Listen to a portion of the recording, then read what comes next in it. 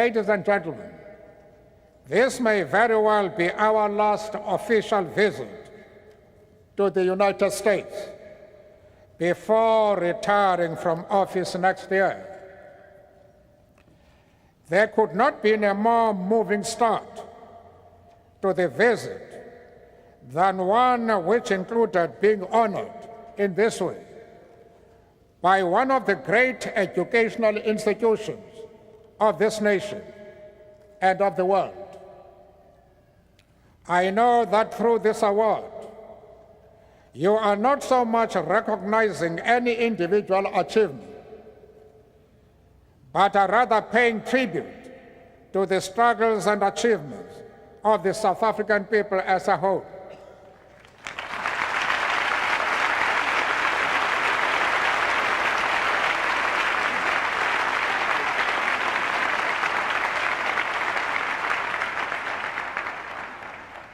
I humbly accept the award in that spirit, while at the same time wishing you to know that we are not unaware of nor unmoved by the great compliment you pay us by conferring this degree at a specially convened convocation.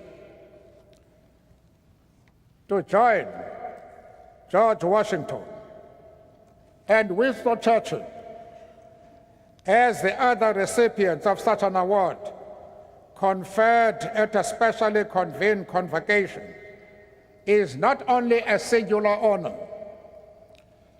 it also holds a great symbolic significance to the mind and to the future memory of this great American institution. The name of an African is now added to those two illustrious leaders of the Western world.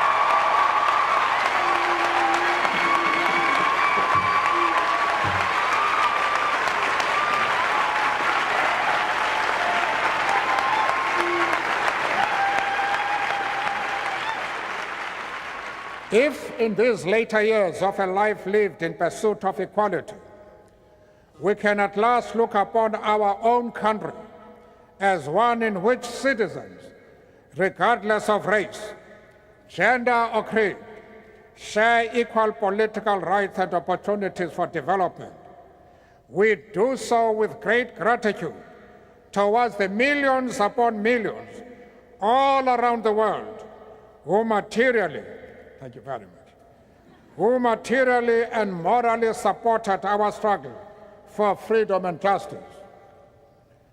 Together with those freedom and justice-loving citizens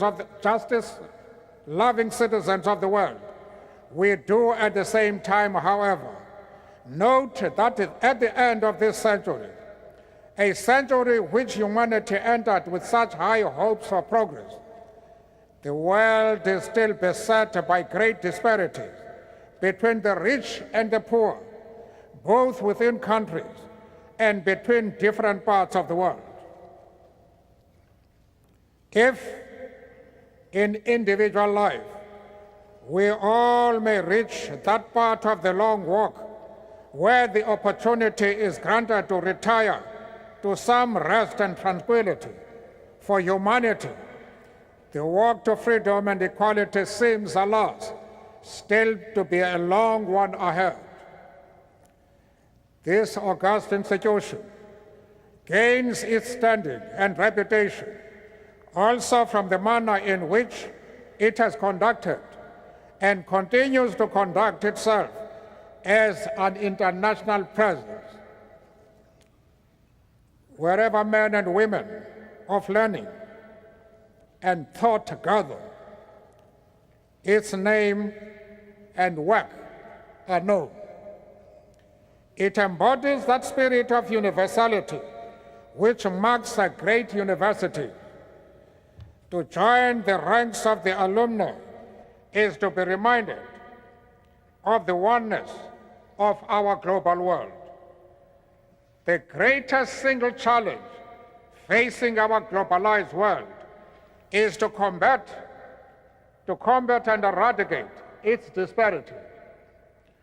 While in all parts of the world progress is being made in entrenching democratic forms of government, we constantly need to remind ourselves that the freedoms which democracy brings will remain empty shells if they are not accompanied by real and tangible improvements in the material lives of the millions of ordinary citizens of those countries.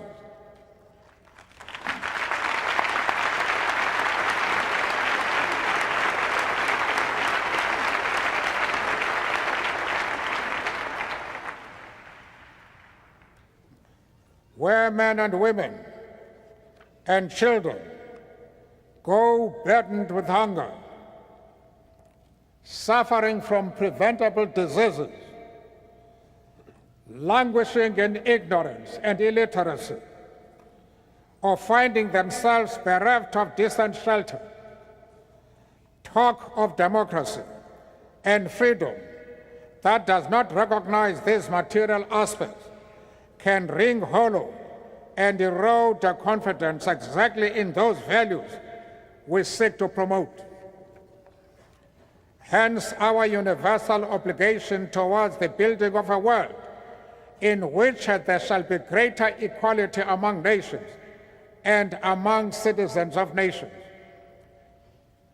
The disparity between the developed and developing world, between North and South, reflects itself also in the sphere of educational and intellectual resources.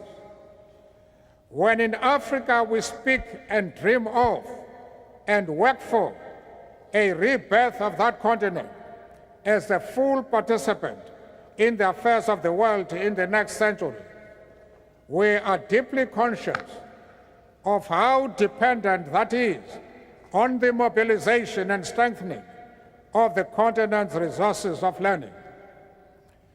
The current world financial crisis also starkly reminds us that many of the concepts that guided our sense of how the world and its affairs are best ordered have suddenly been shown to be wanting. They are seen to have hidden real structural defects in the world economic system. The precepts of the economic theories who could so confidently prescribe to all now appear to have drawn much of their apparent intellectual validation from having been unchallenged by the day-to-day operation of a system that operated in the interest of the powerful.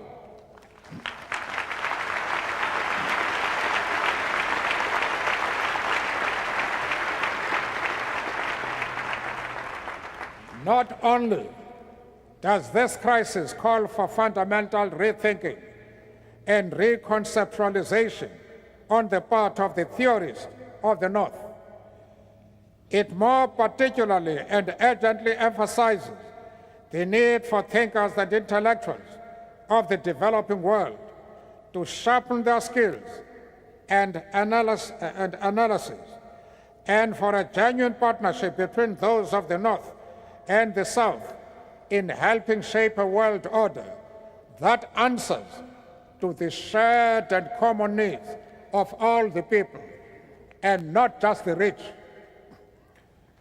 This university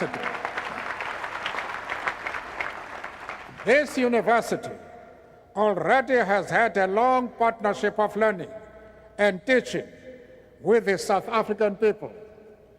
There are many names that one could mention of persons now holding office in government or institutions of civil society who spent a time at Harvard or benefited from programs conducted jointly with this institution.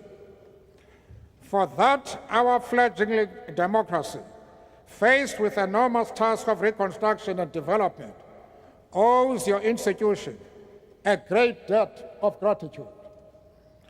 As South Africans play their role in helping to conceptualize and give content to the African Renaissance, we continue to draw upon the intellectual skills, nurtured, and honed here. The United States of America and democratic South Africa have, in the course of these last 4 years, built a relationship of mutual respect and cooperation. Each country, respecting the sovereignty of the other while cooperating as partners. As part of this relationship, the scholars who had the benefit of studying here returned better equipped to deal with the local challenges and problems as Africans. It is therefore a source of great encouragement and inspiration for us to learn about the Emerging Africa's Research Project housed in the newly created Center for International Development at Harvard. Its objective of undertaking an appraisal of Africa's economic, social, and political history, as well as the problems facing the continent, is timely and to be greatly welcomed. That it will be doing this in collaboration with African research institutions and scholars will serve to strengthen and build African intellectual capacity to take charge of its reconstruction and regeneration. I am confident that it will also strengthen and build your own understanding of African reality and your capacity to analyze that reality as part of our shared world. Mr. President, we accept this great honor bestowed upon us today as a symbol of how South Africa and the United States, Africa and the West, the developing and the developed world, are reaching out and joining hands as partners in building a world order that equally benefits all the nations and people of the world. For 300 years, this great institution has served its nation with distinction. We enter the new millennium in the hope that the rich fruits of learning, science, and technological progress will, in this coming century, truly be shared by all in this global village in which we live. We are confident that this institution, of which we are now a proud member, will play a leading role in achieving that.